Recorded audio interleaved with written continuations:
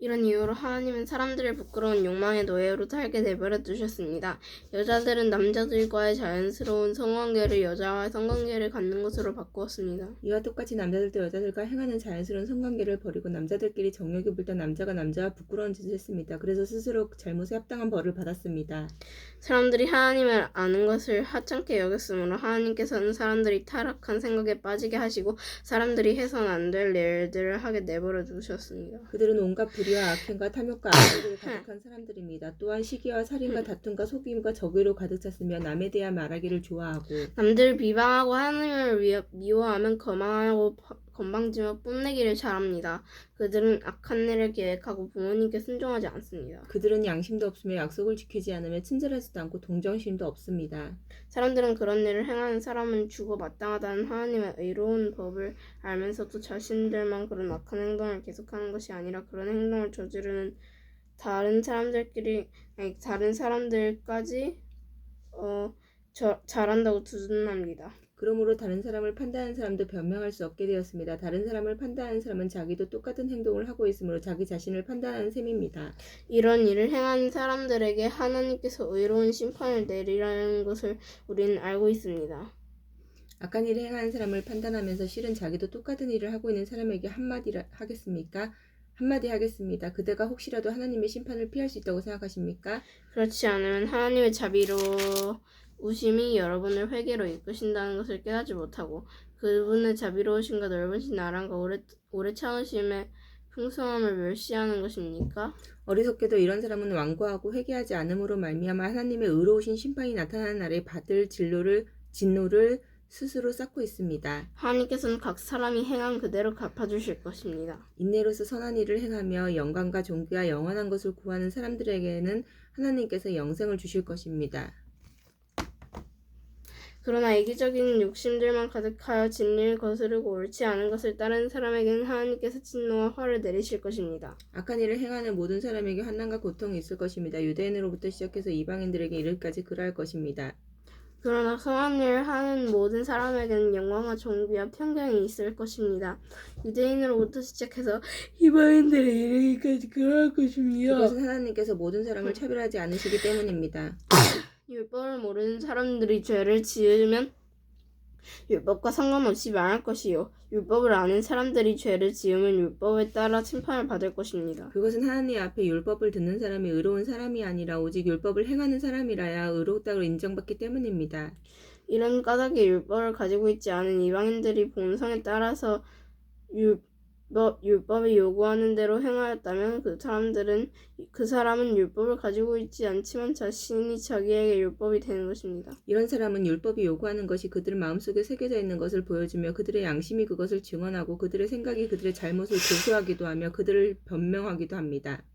이 모든 일은 내가 전파한 복음대로 하나님께서 예수 그리스도를 통해 사람들의 비밀스러운 삶들을 심판하실 때 일어날 것입니다. 자신을 유대인이라 부르는 여러분은 어떠합니까? 여러분은 모세의 율법을 의지하며 하나님과 사귄다고 자랑합니다. 그런데 여러분은 하나님의 뜻이 무엇인지도 알며 율법을 배웠기 때문에 무엇이 옳은지도 분별할 수 있습니다. 여러분은 스스로가 앞못 보는 사람의 인도자여 어둠 속에 있는 사람의 빛이라고 확신하고 있습니다. 또 율법에서 지식과 진리의 근본이 터득했다고 하면서 여러분 자신을 어리석은 사람의 교사여 어린아이의 선생이라고 생각합니다. 그러는 여러분이 다른 사람을 가르치면서 왜 여러분 자신은 가르치지 않습니까? 다른 사람에겐 도둑질하지 말라고 설교하면서 여러분은 왜 도둑질합니까? 간음하지 말라고 말하면서 여러분은 왜 간음을 행합니까? 우상을 미워하면서 왜 여러분은 신전에 있는 물건을 훔칩니까? 율법이 있다고 자랑하면서도 그 율법을 지키지 않음으로써 하나님을 욕되게 하는 까닭은 또 무엇입니까? 너희 때문에 하나님의 이름이 이방인들 사이에서 욕을 먹고 있다고 성경에 기록된 말씀과 어쩌면 그렇게도 똑같습니까? 여러분이 율법을 지키면 여러분이 받은 할례는 가치 있는 것이 되지만 율법을 지키지 않으면 여러분은 할례를 받지 않은 사람처럼 되고 맙니다. 반대로 할례를 받지 않은 이방인이 율법을 명한 내용을 지키면 하나님은 그 사람을 할례를 받은 사람으로 여기지 않겠습니까? 할례는 받지 않았어도 율법을 지키는 사람이 할례는 받았으나 율법을 어기는 여러분은 오히려 율법의 파괴자라고 판단할 것입니다. 그러나 그러므로 겉모습만 유대인인 사람은 진정한 의미에서 유대인이 아닙니다. 그리고 몸에만 행해진 할례는 진정한 의미에서 할례가 아닙니다. 마음으로 유대인이 사람이 진정한 의미에서 유대인입니다. 그리고 율법이 아니라 성령을 따라 마음에 받는 할례가 진정한 의미의 할례입니다. 그런 사람은 사람이 아니라 하나님께로부터 칭찬을 받습니다. 그렇다면 유대인이 이방인보다 더 나은 것은 무엇입니까? 또 할례의 가치는 무엇이겠습니까? 모든 면에서 많이 있습니다. 첫 번째 중요한 것은 유대인들이 하나님의 말씀을 맡았다는 사실입니다. 그런데 만일 유대인 중에 하나님을 믿지 않는 사람이 있다면 어떻겠습니까? 이 사람들이 믿지 않는다고 해서 하나님의 신실하심이 무효가 되겠습니까? 절대로 그렇지 않습니다. 설령 모든 사람이 거짓말쟁이라 하더라도 하나님은 참되십니다. 성경에도 이렇게 기록되어 있습니다. 주께서는 주님의 말씀으로 의로우심을 나타내시고 심판하실 때 주님께서 이기실 것입니다. 내가 사람들이 사용한 논리의 방식대로 말해보겠습니다. 우리가 의롭지 못한 것 때문에 하나님의 의로우심이 더욱 밝혀 드러날 경우 뭐라고 말하겠습니까? 우리에게 진노를 내리시는 하나님을 의롭지 못하겠다고 하겠습니까? 결코 그럴 수 없습니다. 하나님께서 의롭지 못하시다면 어떻게 하나님께서 세상을 심판하시겠습니까? 사람들 중엔 내가 거짓말을 하여 그 때문에 하나님의 참되심이 드러난다면 오히려 하나님의 영광이 되는데 왜 내가 죄인 취급을 받아야 하는가라고 우긴 사람도 있을 것입니다. 이것은 마치 선한 결과를 얻기 위해 악을 행하자라고 말하는 것과 같습니다. 사람들은 우리가 그렇게 가르친다고 우리에 대해 비난을 하고 다닙니다. 그러나 그런 사람들은 정죄를 받아 마땅합니다. 그렇다면 과연 우리 유대인들에게 이방인들보다 나은 것이 있습니까? 전혀 없습니다. 이미 말했듯이 유대인이나 이방인이나 모두가 죄 아래 있습니다. 성경에 이렇게 기록되어 있습니다. 의인은 한 사람도 없다. 깨닫는 사람도 없고 하나님을 찾는 사람도 없다. 모두가 곁길로 나가 하나같이 쓸모가 없게 되었다. 선한 일을 행하는 사람은 단 한 사람도 없다. 그들의 목구멍은 열린 무덤이고 혀로는 사람을 속인다. 그들의 입술에는 독사의 독이 있다. 그들의 입은 저주로 독설로 가득 찼다.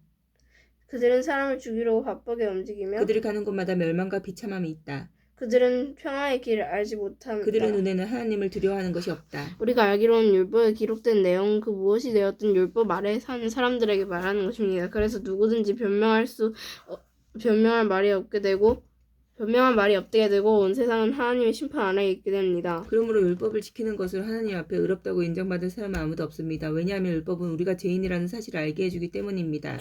그러나 이제부터는 율법 없이도 하나님께로 오는 의가 나타났습니다. 이것은 율법과 예언자에서 시간한 것입니다. 하나님께로부터 오는 의는 예수 그리스도를 믿는 믿음을 통해 옵니다. 이 의는 믿는 사람이라면 누구에게 주어지는 것이며 사람을 차별하지 않습니다. 모든 사람이 죄를 지어 하나님의 영광을 이룰 수 없게 되었습니다. 그런 사람이 그리스도 예수께서 주시는 속죄를 통해 하나님의 은혜로 의롭다는 판단을 받습니다. 그것은 하나님께서 거저 주시는 선물입니다. 하나님께서 예수님을 화목 제물로 내어주셨으며 누구든지 예수님의 피를 믿으므로 죄를 용서받게 됩니다. 하나님은 이전에 살았던 사람들이 지은 죄에 대해 오래 참으심으로 심판하지 않으셨습니다. 이렇게 하여 하나님께서는 그분의 의로우심을 보여주셨습니다. 하나님께서 이 시기에 그분의 의로우심을 보이신다는 것은 하나님이 의로우시다는 것과 예수님을 믿는 자들을 의롭게 하신다는 것을 보이기 위해서였습니다. 그렇다면 사람이 자랑할 것이 어디 있겠습니까? 자랑할 것이라고는 하나도 없습니다. 어떠한 법으로 사람이 의롭게 됩니까? 율법을 지키는 데서 오는 것입니까? 이런 것과는 상관이 없습니다. 의롭게 되는 것은 오직 믿음의 원리에 의해서만 이루어집니다. 사람은 율법을 지키는 것과 상관없이 믿음으로 의롭게 된다고 우리는 생각합니다. 하나님은 유대인들만 하나님이십니까? 이방인들의 하나님은 되지 않습니까? 하나님은 이방인들의 하나님도 되십니다. 하나님은 오직 한 분이시므로 그분은 할례를 받은 사람이나 할례를 받지 않은 사람이나 동일하게 믿음으로 의롭게 해주십니다. 그렇다면 우리가 이 믿음을 가지고 율법을 무효로 만들고 있습니까? 그렇지 않습니다. 오히려 믿음을 통하여 율법을 더 굳게 세웁니다. 그러면 이 문제에 대해 우리의 조상 아브라함이 발견한 것은 무엇이라고 말할 수 있겠습니까? 아브라함이 행위를 통해 의롭다 함을 얻었다면 그에겐 자랑할 것이 있었을 것입니다. 그러나 하나님 앞에서는 자랑할 것이 없습니다. 성경이 뭐라고 말합니까? 아브라함이 하나님을 믿으니 그 믿음을 그의 의로 여기셨다라고 하지 않았습니까? 일을 해서 품삯을 받는 사람은 그가 받는 품삯을 당연히 받을 것으로 생각하지 선물을 받는 것으로 생각하지 않습니다. 그러나 일을 하지 않는데도 품삯을 받는 사람이 있다면 그가 경건하지 않은 사람을 의롭다고 여기시는 하나님을 믿기 때문에 하나님께서 그의 믿음을 보고 의롭다고 여기시는 것이 됩니다. 다윗은 행한 것과는 관계없이 하나님께서 의롭다고 인정하시는 사람이 받은 복에 대하여 다음과 같이 말했습니다. 자기 죄를 용서받고 자기 허물이 가려진 사람은 복이 있다.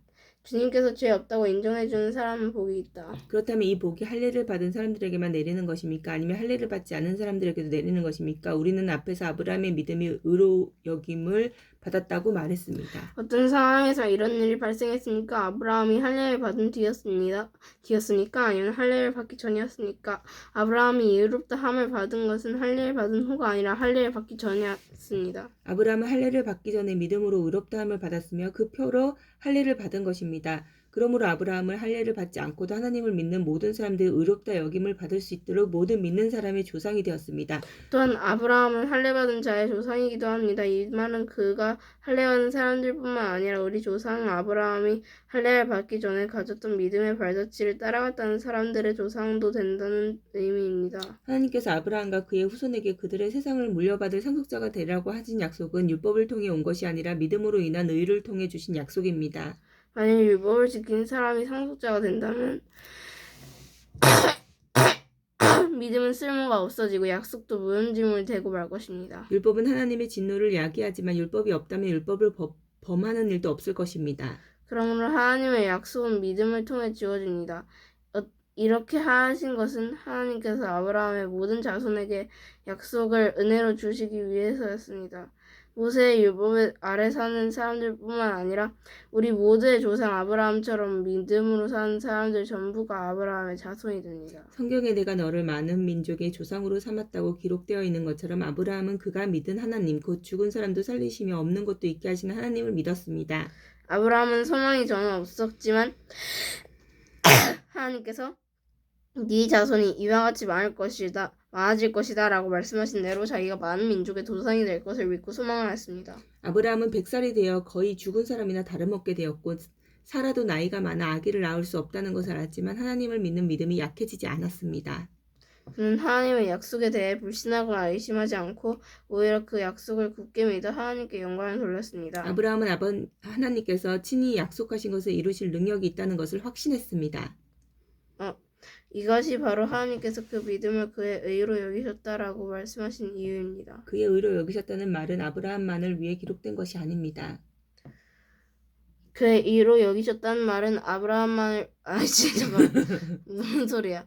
그 말은 의리 주 예수님을 죽은 자 가운데서 다시 살리신 분을 믿음으로 의롭다함을 얻게 될 우리를 위해서도 기록되었습니다. 예수님은 우리의 죄 때문에 죽임을 당하셨고 우리를 의롭게 하시려고 다시 살아났습니다. 아멘.